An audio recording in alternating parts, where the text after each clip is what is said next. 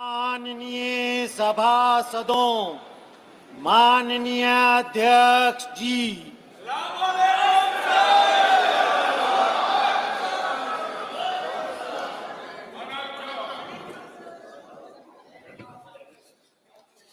मान्य सदस्यगण, आपको बुलेटिन भाग 2 के माध्यम से पहले ही सूचित किया गया है कि माननीय वित्त मंत्री जी के बजट भाषण की प्रतियां आपको हार्ड कॉपी के रूप में उपलब्ध कराई जाएगी। अतः बजट प्रस्तुत हो जाने के पश्चात माननीय सदस्य बजट भाषण की प्रति प्रकाशन काउंटर से प्राप्त कर सकते हैं। आपको यह भी सूचित किया जाता है कि माननीय मंत्री द्वारा बजट प्रस्तुत किए जाने के पश्चात उसे मेंबर पोर्टल पर भी उपलब्ध करा दिया जाएगा। माननीय वित्त मंत्री जी।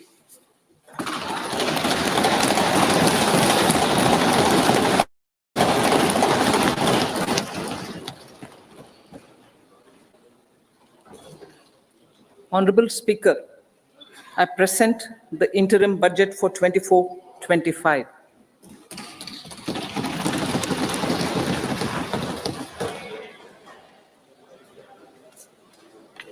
The Indian economy has witnessed profound positive transformation in the last 10 years. The people of India are looking ahead to the future with hope and optimism.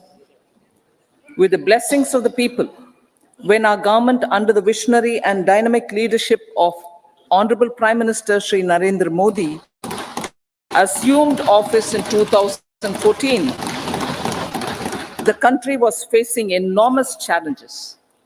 With Sabka Saath, Sabka Vikas as its mantra, the government overcame those challenges in right earnest. Structural reforms were undertaken. Pro-people programs were formulated and implemented promptly. Conditions were created for more opportunities for employment and entrepreneurship. The economy got a new vigor. The fruits of development started reaching the people at scale. The country got a new sense of purpose and hope. Naturally, the people blessed the government with a bigger mandate.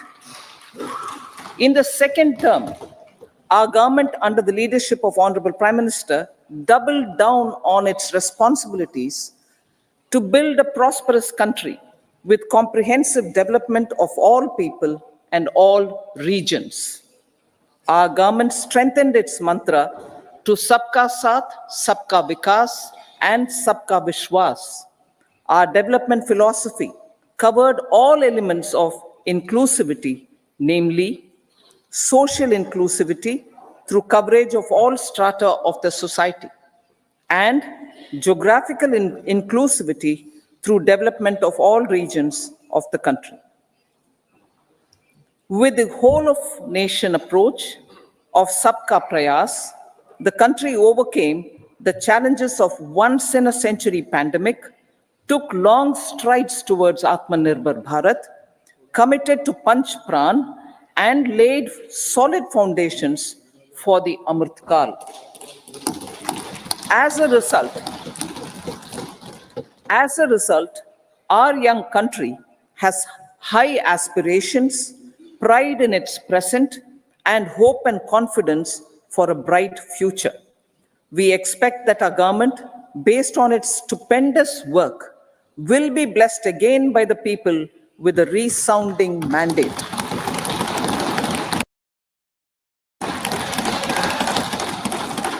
Inclusive development and growth.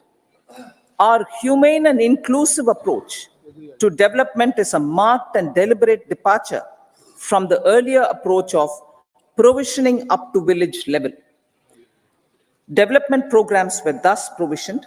In the last 10 years, however, have targeted each and every household and individual through housing for all, Har Ghar Jal, electricity for all, cooking gas for all, bank accounts and financial services for all in record time.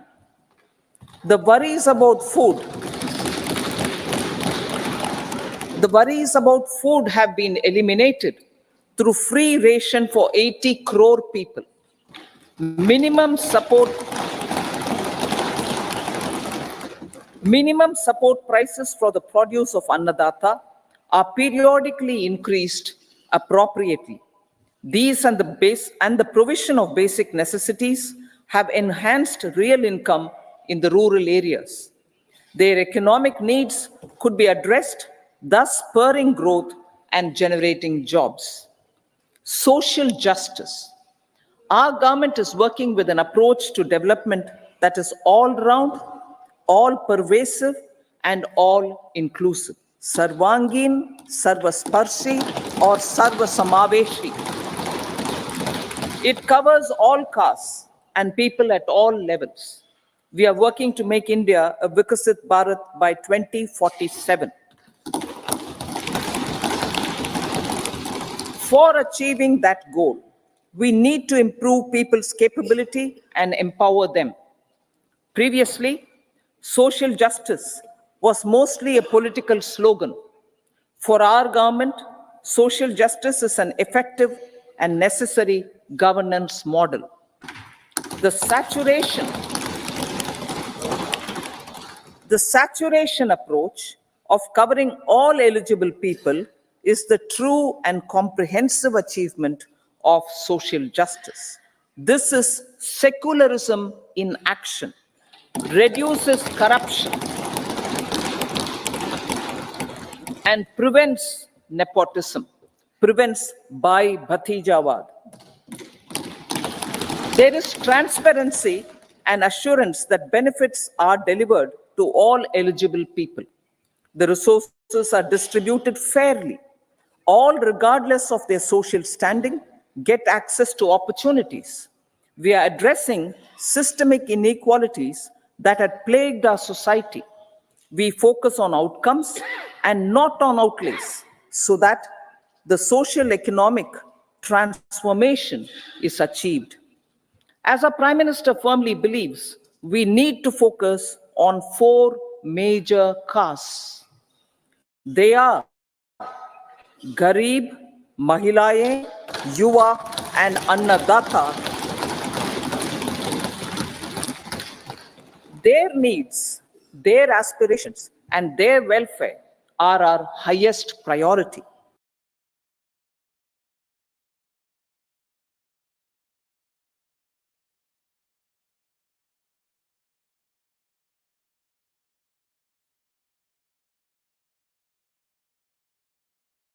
The country progresses when they progress. All 4 require and receive government support in their quest to better their lives. Their empowerment and well-being will drive the country forward. Garib Kalyan, Desh Ka Kalyan. We believe in empowering the poor. The earlier approach of tackling poverty through entitlements had resulted in very modest outcomes. When the poor became empowered partners in the development process, government's power to assist them also increases manifold. With the pursuit of Sabka Saath, in these 10 years, the government has assisted 25 crore people to get freedom from multi-dimensional poverty. Our government's efforts are now getting synergized with energy and passion of such empowered people. This is truly elevating them from poverty. Direct benefit transfer of 34 lakh crore rupees from the government using PM Jan Dhan accounts has led to savings of 2.7 lakh crores of rupees for the government. This savings has been realized through avoidance of leakages prevalent earlier. The savings have helped in providing more funds for Garib Kalyan. PM Swanidhi has provided credit assistance to 78 lakh street vendors. From that total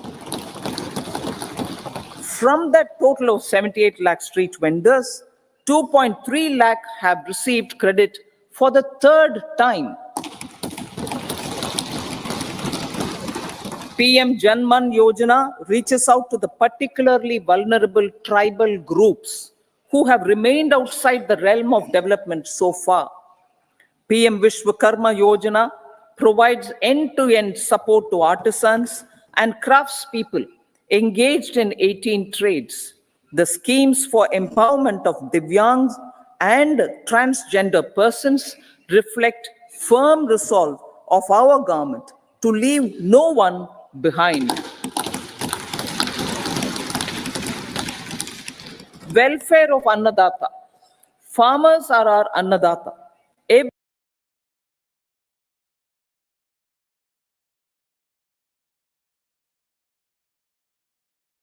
Every year under PM Kisan Samman Yojana, direct financial assistance is provided to 11.8 crore farmers, including marginal and small farmers. Crop insurance is given to 4 crore farmers under PM Fasal Bima Yojana. These, besides several other programs, are assisting Annadata in producing food for the country and for the world. Electronic National Agricultural Market has integrated 1,361 mandis and is providing services to 1.8 crore farmers with trading volume of 3 lakh crores of rupees. The sector is poised for inclusive, balanced, higher growth and productivity. These are facilitated from farmer-centric policies, income support, coverage of risks through price and insurance support, promotion of technologies and innovations through startups. Empowering the Amrit PD, the Yuva. Our prosperity depends on adequately equipping and empowering the youth. The National Education Policy 2020 is ushering the transformational reforms. PM Schools for Rising India, PM Shri, are delivering quality teaching and nurturing holistic and well-rounded individuals. The Skill India mission has trained 1.4 crore youth, upskilled and reskilled 54 lakh youth, and established 3,000 new ITIs. A large number of institutions of higher learning, namely 7 IITs, 16 triple ITs, 7 IIMs, 15 AIMS, and 390 universities have been set up.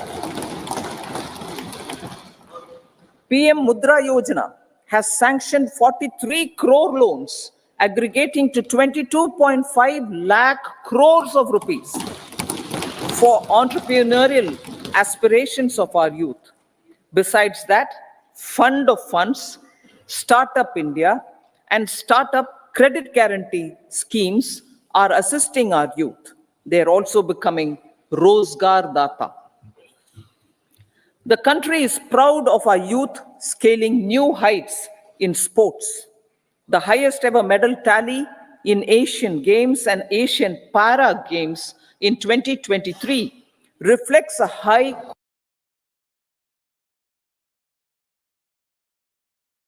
confidence level.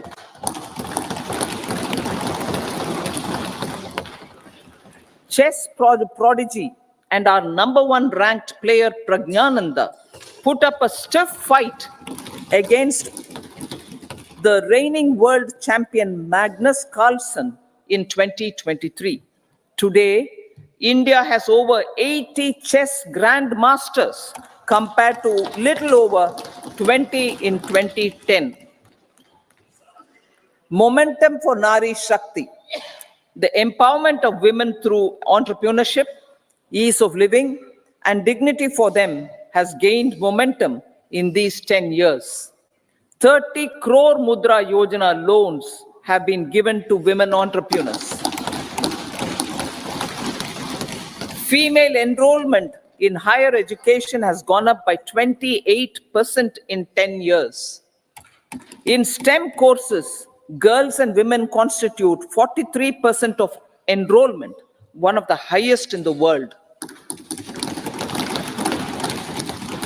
All these measures are getting reflected in the increasing participation of women in workforce, making triple talaq illegal, reservation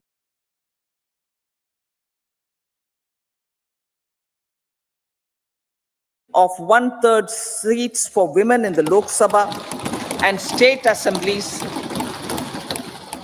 and giving over 70% houses under PM Awas Yojana in rural areas to women, and giving over 70% houses under PM Awas Yojana in rural areas to women as sole or joint owners have enhanced their dignity. Exemplary track record of governance, development, and performance. Besides delivering on high growth in terms of gross domestic product, the government is equally focused on a more comprehensive GDP, that is, governance, development, and performance. Our government has provided transparent, accountable, people-centric, and prompt, trust-based administration with citizen first and minimum government, maximum governance approach. The impact of all-round development is discernible in all sectors. There is macroeconomic stability, including in the external sector. Investments are robust. The economy is doing well. People are living better and earning better, with even greater aspirations for future. Average real income of the people has increased by 50%. Inflation is moderate.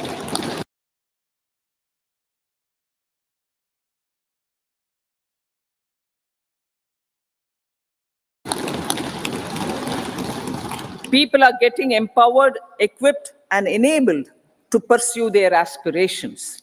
There is effective and timely delivery of programs and of large projects. Economic management. The multi-pronged economic management over the past 10 years has complemented people-centric, inclusive development. Following are some of the major elements. 1. All forms of infrastructure, physical, digital, or social, are being built in record time.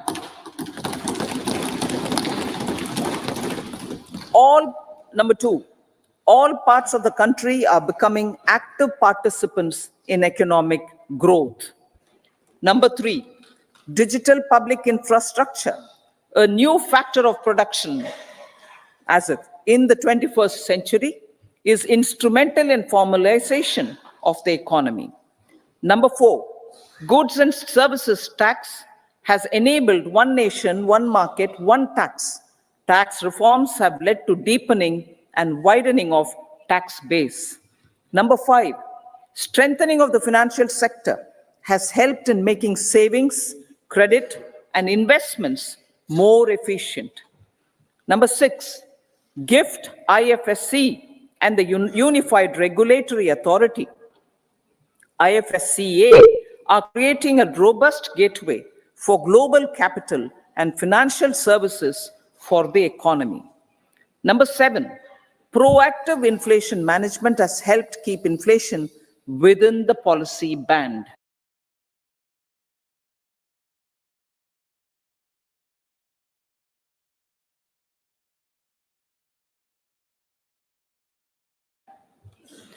Now, the global context, Honorable Speaker, sir. Geopolitically, global affairs are becoming more complex and challenging with wars and conflicts. Globalization is being redefined with reshoring and friendshoring, disruption and fragmentation of supply chains, and competition for critical minerals and technologies. A new world order is emerging after the COVID pandemic. India assumed the G20 presidency during very difficult times for the world. The global economy was going through high inflation, high interest rates, low growth, very high public debt, low trade growth, and climate changes.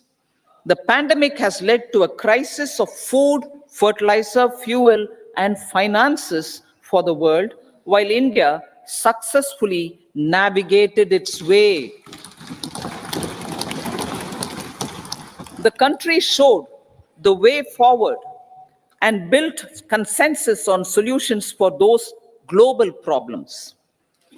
The recently announced India, Middle East, Europe economic corridor is a strategic and economic game changer for India and others. In the words of Honorable Prime Minister, the corridor, and I quote, will become the basis of world trade for hundreds of years to come, and history will remember that this corridor was initiated on Indian soil, unquote. Vision for Vikasit Bharat. Our vision for Vikasit Bharat is that of prosperous Bharat in harmony with nature, with modern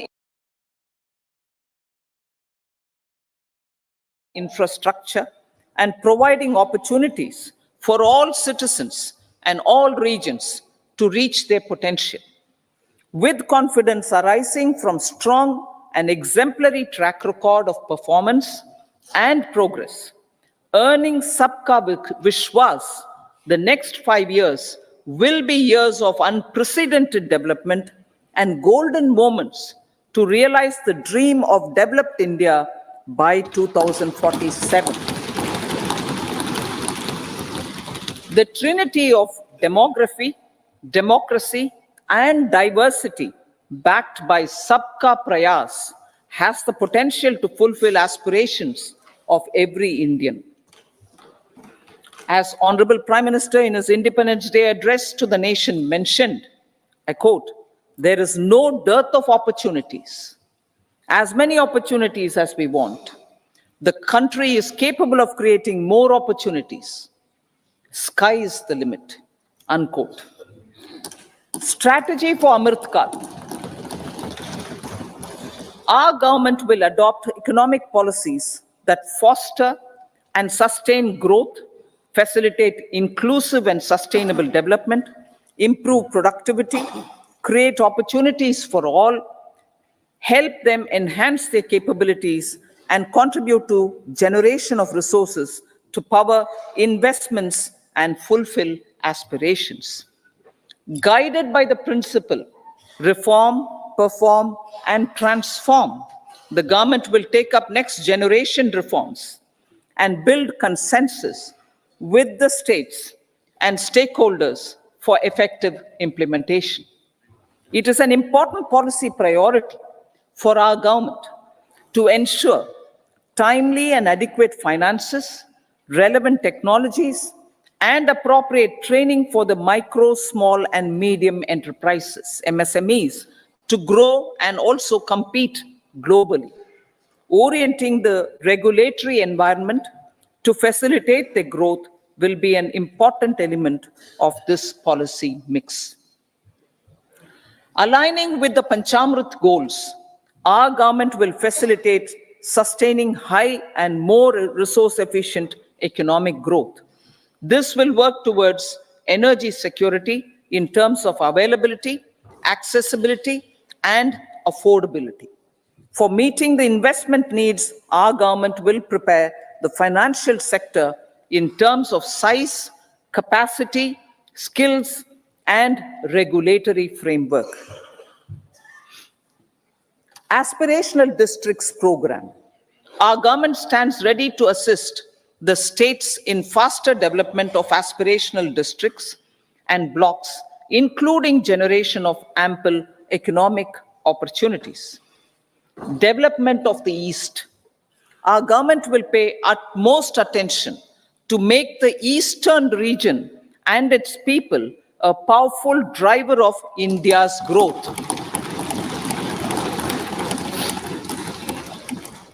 PM Awas Yojana Gramin. Despite the challenges due to COVID, implementation of PM Awas Yojana Gramin continued, and we are close to achieving the target of 3 crore houses. 2 crore more houses will be taken up in the next 5 years to meet the requirement arising from increase in the number of families. Rooftop solarization and Muft Bijli. Through rooftop solarization, 1 crore households will be enabled to obtain up to 300 units free electricity every month. This scheme follows the resolve of Honorable Prime Minister on the historic day of consecration of Sri Ram Mandir in Ayodhya. Following benefits are expected. Savings up to 15 to 18,000 rupees annually for households from free solar electricity and selling the surplus to the distribution companies. Charging of electric vehicles. Entrepreneurship opportunities for a large number of vendors for supply and installation. Employment opportunities for the youth with technical skills in manufacturing, installation, and maintenance. Housing for middle class. Our government will launch a scheme to help deserving sections of the middle class, and I quote from Honorable Prime Minister's words, living in rented houses or slums or chawls and unauthorized colonies, unquote, to buy or build their own houses. Medical colleges. Several youth are ambitious to get qualified as doctors. They aim to serve our people through improved healthcare services. Our government plans to set up more medical colleges by utilizing the existing hospital infrastructure under various departments. A committee for this purpose will be set up to examine the issues and make relevant recommendations. Cervical cancer vaccination. Our government will encourage vaccination for girls in the age group of 9 to 14 years for prevention of cervical cancer. Maternal and child health care. Various schemes for maternal and child care will be brought under one comprehensive program for synergy in implementation. Upgradation of Anganwadi centers under Saksham Anganwadi and Poshan 2.0 will be expedited for improved nutrition delivery, early childhood care, and development. The newly designed U-Win platform for managing immunization and intensified efforts of Mission Indradhanush will be rolled out expeditiously throughout the country. Ayushman Bharat. Healthcare cover under Ayushman Bharat scheme will be extended to all ASHA workers, to all Anganwadi workers and helpers. Agriculture and food processing. The efforts of value addition in agriculture sector and boosting farmers' incomes will be stepped up. Pradhan Mantri Kisan Sampada Yojana has benefited 38 lakh farmers and generated 10 lakh employment. Pradhan Mantri Formalization of Micro Food Processing Enterprises Yojana has assisted 2.4 lakh SHGs and 60,000 individuals with credit linkages. Other schemes are complementing the efforts for reducing post-harvest losses and improving productivity and incomes. For ensuring faster growth of the sector, our government will further promote private and public investment in post-harvest activities, including aggregation, modern storage, efficient supply chains, primary and secondary processing and marketing and branding. Nano DAP.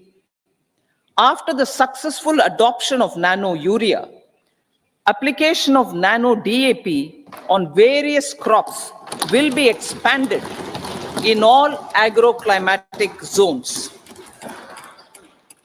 Atmanirbhar Oil Seeds Abhiyan.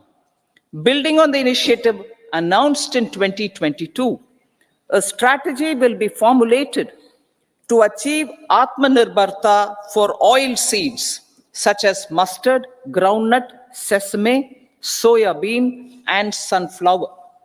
This will cover research for high-yielding varieties, widespread adoption of modern farming techniques, market linkages, procurement, value addition, and crop insurance. Dairy development. A comprehensive program for supporting dairy farmers will be formulated. Efforts are already on to control foot and mouth disease. India is the world's largest milk producer with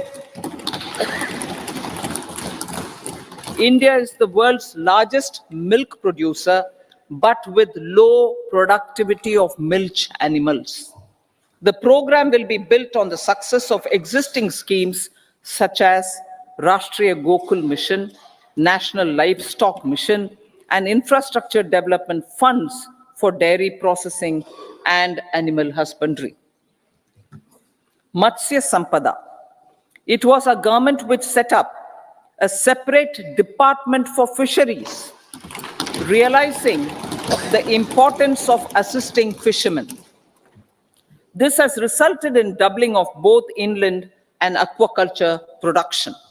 Seafood exports since 2013-14 has also doubled. Implementation of Pradhan Mantri Matsya Sampada Yojana will be stepped up to 1. Enhance aquaculture productivity from existing 3 to 5 tons per hectare. 2. Double exports to 1 lakh crore rupees, and 3. Generate 55 lakh employment opportunities in the near future. 5 integrated aqua parks will also be set up. Lakpati Didi.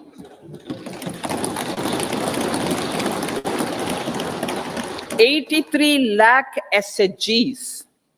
83 lakh SHGs with 9 crore women are transforming rural socio-economic landscape with empowerment and self-reliance.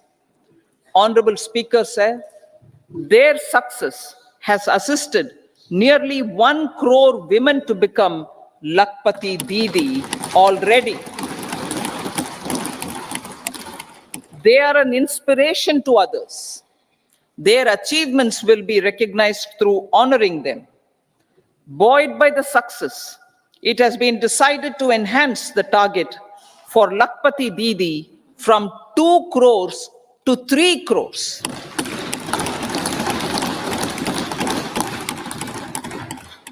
Technological changes, new age technologies and data are changing the lives of people and businesses.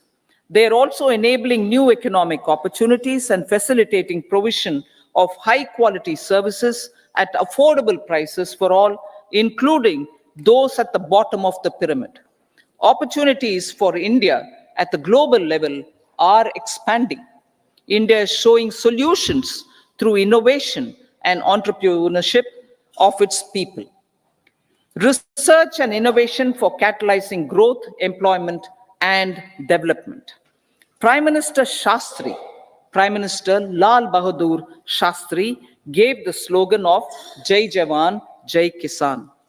Prime Minister Vajpayee, Atal Bihari Vajpayee ji, made that Jai Jawan, Jai Kisan, Jai Vigyan.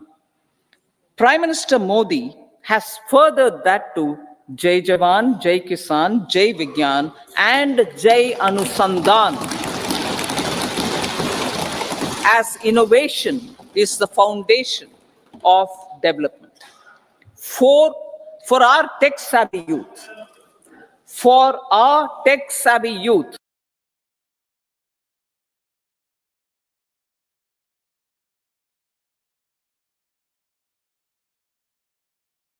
this will be a golden era.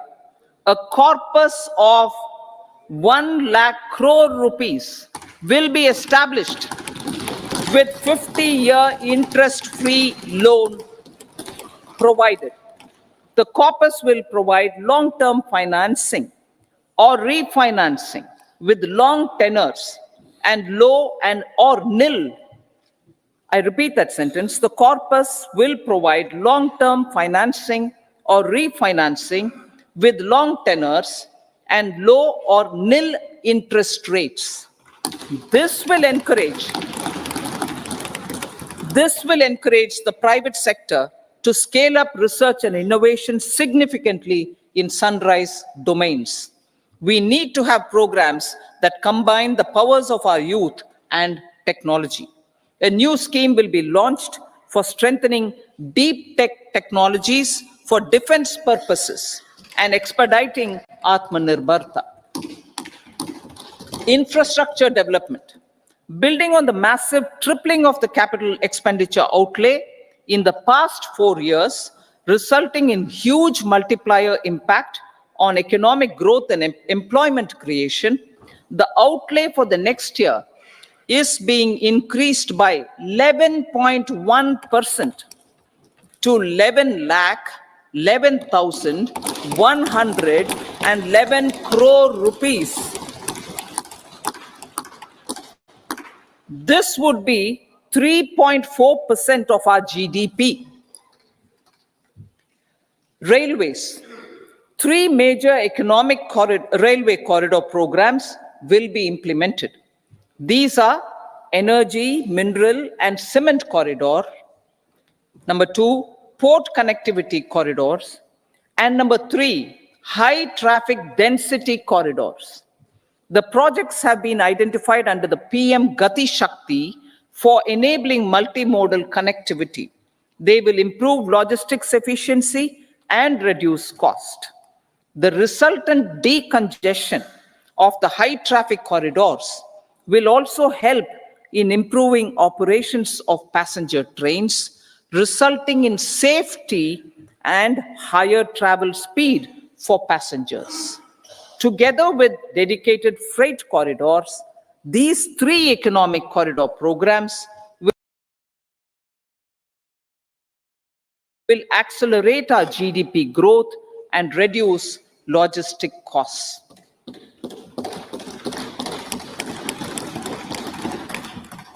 "40,000 normal rail bogies will be converted to Vande Bharat standards to enhance safety, convenience, and comfort of passengers." Aviation sector.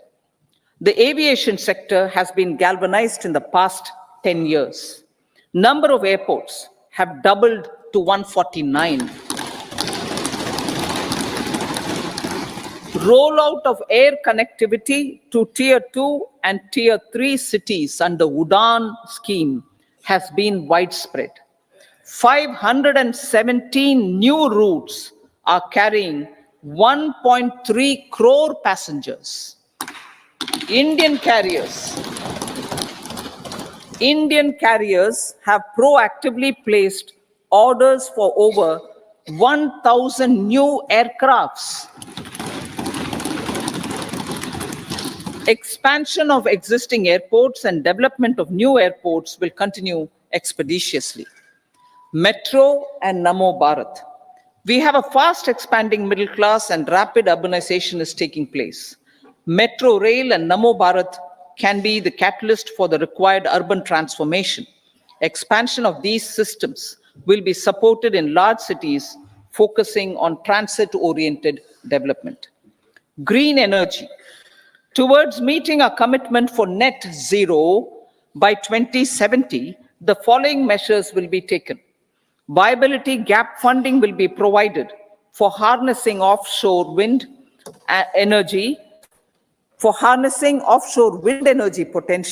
for initial capacity of 1 gigawatt. Coal gasification and liquefaction capacity of 100 metric tons will be set up by 2030. This will also help in reducing imports of natural gas, methanol, and ammonia. Phased mandatory blending of compressed biogas in compressed natural gas for transport and piped natural gas for domestic purposes will be mandated. Financial assistance will be provided for procurement of biomass aggregation machinery to support collection. Electric vehicle ecosystem. Our government will expand this and strengthen the e-vehicle ecosystem by supporting manufacturing and charging infrastructure. Greater adoption of e-buses for public transport networks will be encouraged through payment security mechanism. Biomanufacturing and biofoundry. For promoting green growth, a new scheme of biomanufacturing and biofoundry will be launched. This will provide environment-friendly alternatives such as biodegradable polymers, bioplastics, biopharmaceuticals, and bioagri inputs. This scheme will also help in transforming today's consumptive manufacturing paradigm to the one based on regenerative principles. Blue Economy 2.0. For promoting climate resilient activities for Blue Economy 2.0, a scheme for restoration and adaptation measures and coastal aquaculture and mariculture with integrated and multi-sectoral approach will be launched. Comprehensive development of tourist centers. The success of organizing G20 meetings in 60 places presented diversity of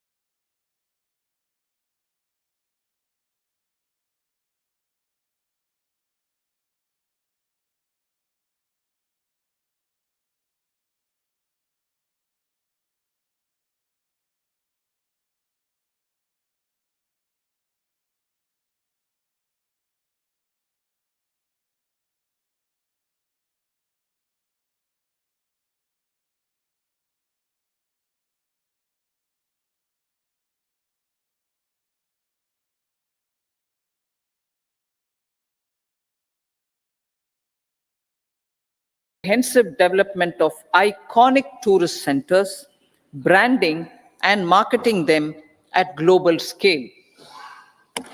A framework for rating of the centers based on quality of facilities and services will be established. Long-term interest-free loans will be provided to states for financing such development on matching basis. To address the emerging fervor for domestic tourism, Honorable Speaker, sir, projects for port connectivity, tourism infrastructure, and amenities will be taken.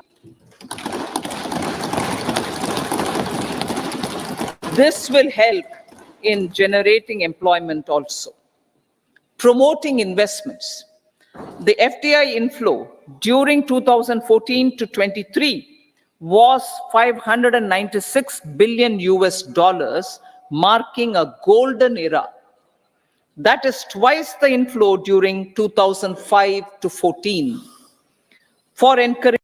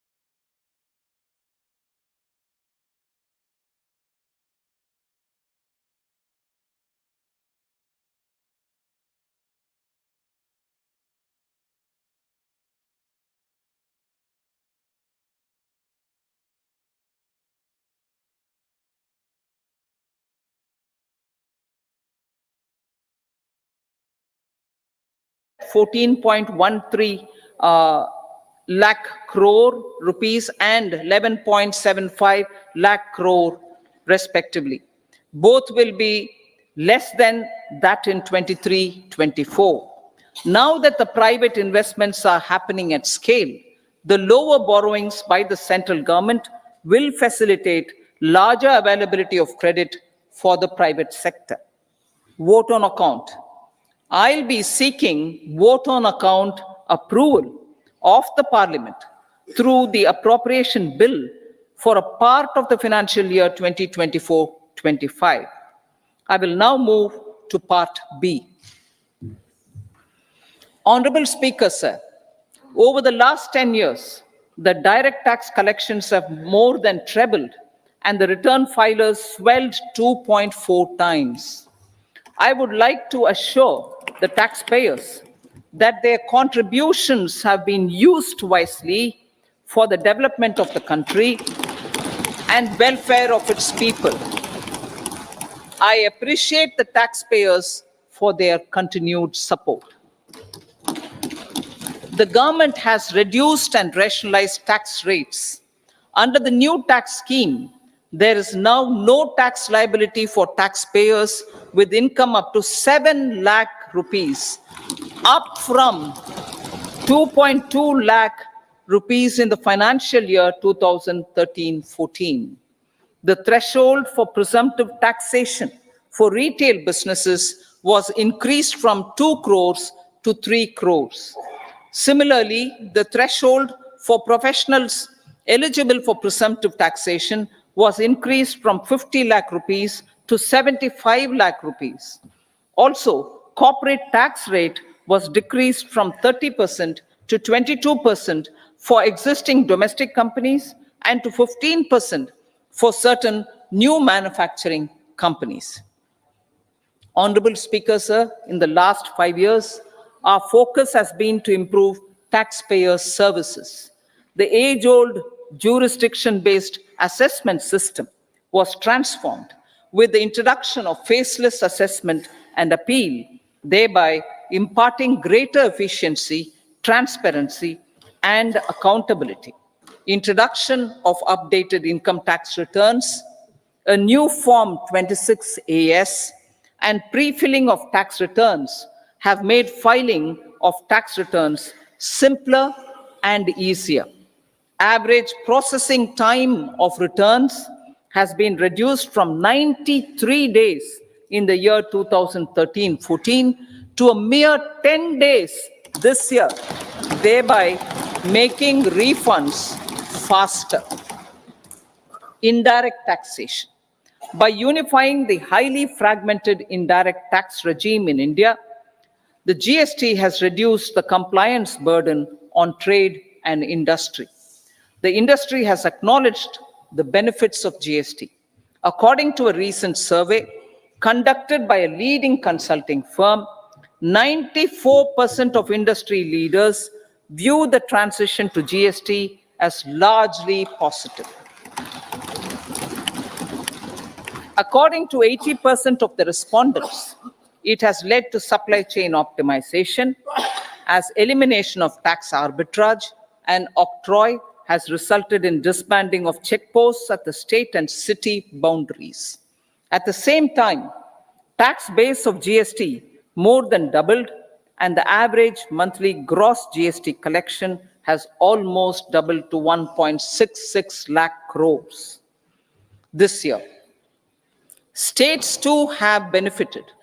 States' SGST revenue, including compensation released to states in the post-GST period of 2017-18 to 2022-23, has achieved a buoyancy of 1.22.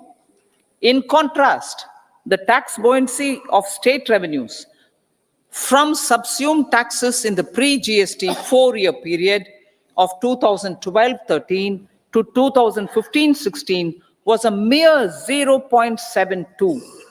The biggest beneficiaries are consumers, as reduction in logistic cost and taxes have brought down prices of most goods and services. We have taken a number of steps in customs to facilitate international trade. As a result, the import release time declined by 47% to 71 hours at inland container depots, by 28% to 44 hours at air cargo complexes, and by 27% to 85 hours at seaports over the last 4 years since 2019, when the national time release studies were first started. Tax proposals. As for tax proposals, in keeping with the convention, I do not propose to make any changes relating to taxation and propose to retain the same tax rates for direct and indirect taxes, including import duties. However, certain tax benefits to startups and investments made by sovereign wealth or pension funds, as also tax exemption on certain income of some IFSC units, are expiring on 31/3/2024. To provide continuity in taxation, I propose to extend the date to 31/3/2025. Moreover, in line with the government's vision to improve ease of living and ease of doing business, I wish to make an announcement to improve taxpayer services. There are a large number of petty, non-verified, non-reconciled, or disputed direct tax demands many of them dating as far back as 1962, which continue to remain on the books, causing anxiety to honest taxpayers and hindering refunds of subsequent years. Honorable Speaker, sir, I propose to withdraw such outstanding direct tax demands up to 25,000 rupees pertaining to the period up to financial year 2009-10 and up to 10,000 rupees for financial years 2010-11 to 2014-15. This is expected to benefit about 1 crore taxpayers. 1 crore taxpayers would benefit out of this. Economy then and now. In 2014, when our government assumed the reins, the responsibility to mend the economy step by step and to put the governance systems in order was enormous.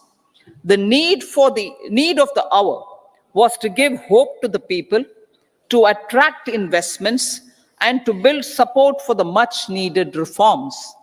The government did that successfully, following a strong belief of nation first.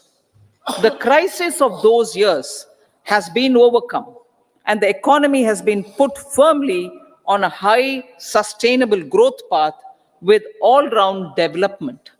It is now appropriate to look at where we were then. I repeat, it is now appropriate to look at where we were then till 2014 and where we are now, only for the purpose of drawing lessons from the mismanagement of those years. The government will lay a white paper on table of the House.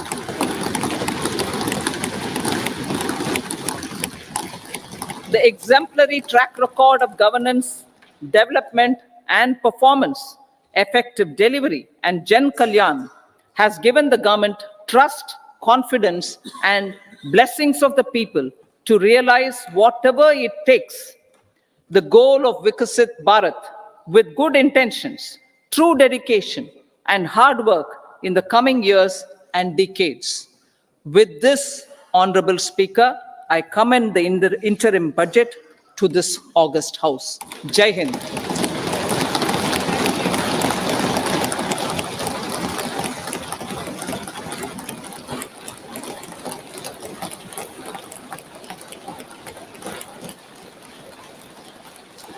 Item number 2, Shrimati Nirmala Sitharaman ji.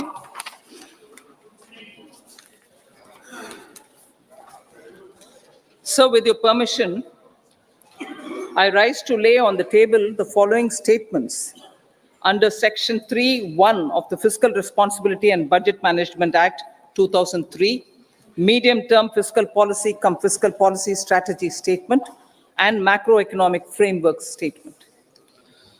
Item number 3, Shrimati Nirmala Sitharaman ji. Sir, with your permission, I rise to move for leave to introduce the Finance Bill 2024.